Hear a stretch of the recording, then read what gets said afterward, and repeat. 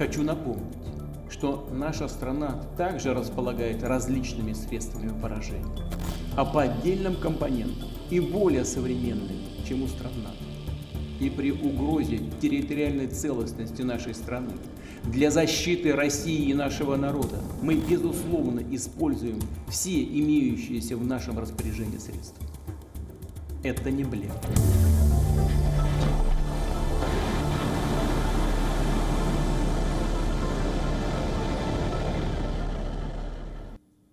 Russia sending fresh signals to the West after annexing 4 Ukrainian territories. Moscow seems to be mounting another escalation, a nuclear escalation. Some disturbing reports have emerged. A convoy is on the move. It is believed to be carrying equipment from Russia's nuclear program. Where is this convoy headed? Apparently to the front lines in Ukraine. Vladimir Putin has issued a warning to the West. He had said his nuclear threats should not be considered a bluff. Remember that. Is Putin now acting on his threats? What does this mean for the war in Ukraine? Russia's latest nuclear dare is our cover story tonight. I'd like to begin with some pictures. A video has emerged from central Russia. Take a look.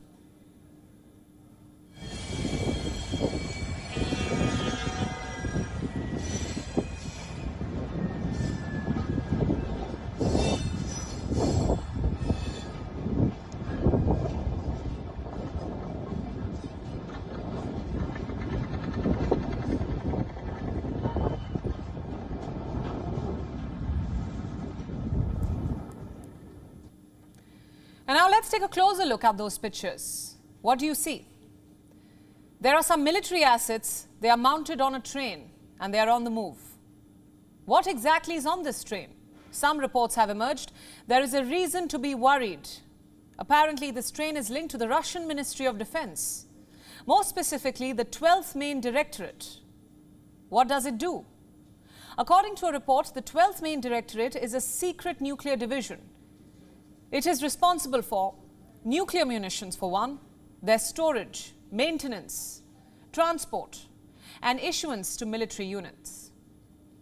So, were nuclear weapons being moved on that train? That's the question. We cannot say for sure at this point. Some experts are skeptical. They say these could just be armored vehicles and nothing more.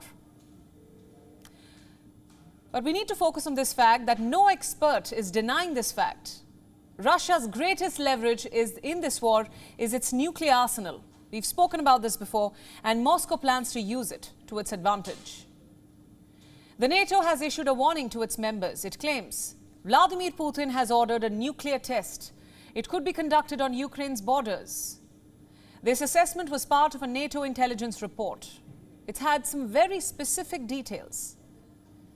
Allegedly, Russia is now considering testing the Poseidon. It has been nicknamed the weapon of the apocalypse. Why?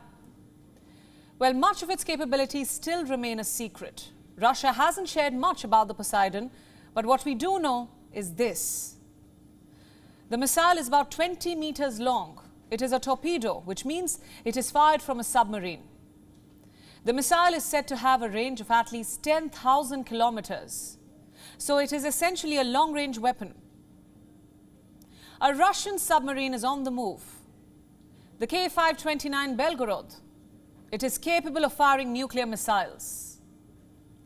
NATO hasn't said anything yet about these reports publicly, but last week it had warned the Russian president. Listen in now. President Putin's nuclear rhetoric is dangerous. It is reckless.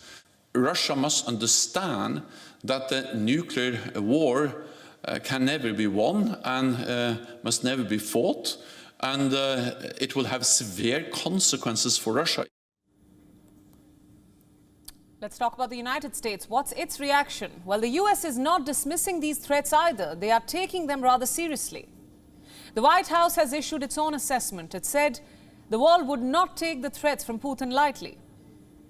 Well, what's interesting is that at various points over the course of this conflict, including right at the outset, Putin has brandished the nuclear card. He's doing it again. So the risk has been there from the start. It's there today. The risk has been there from the start. What's driving these fears, though? Is there any factual basis to these assessments? Or is it all just posturing at the end of the day? There are some reasons why these threats are being taken seriously at the moment, and one of them is Russia's nuclear doctrine. It describes the conditions under which the Russian state can undertake a nuclear strike. At this point, I want to draw your attention to a very specific clause. A nuclear strike is allowed in the event of, and I'm quoting, aggression against the Russian Federation with conventional weapons when the very existence of the state is threatened. The last bit is important. Let me emphasize, a nuclear response is okay if the very existence of the Russian state is under threat.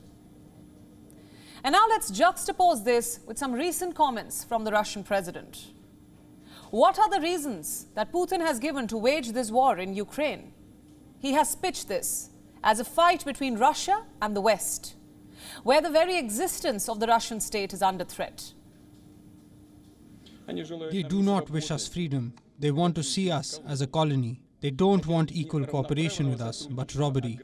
They don't want to see us as a free society, but a crowd of soulless slaves. The West wants Russia to be a colony. They want to see Russians as a crowd of soulless slaves. So what message is Putin trying to send here? He is implying that the very existence of the Russian state was under threat, and hence the need to wage war. My question is, will the same logic be applied to deploy nukes? The Kremlin today was asked about the reports of a nuclear test. Moscow chose to dismiss these reports and slam the West instead. You know, Western media, Western politicians, heads of state are now practicing a lot of spreading of nuclear rhetoric. We do not want to take part in it. Not an explicit denial per se, it wasn't an admission either. Let me remind you, we are talking about nuclear weapons here. Even flirting with the idea of using them is dangerous, to say the least. WION World is now available in your country. Download the app now and get all the news updates on the move.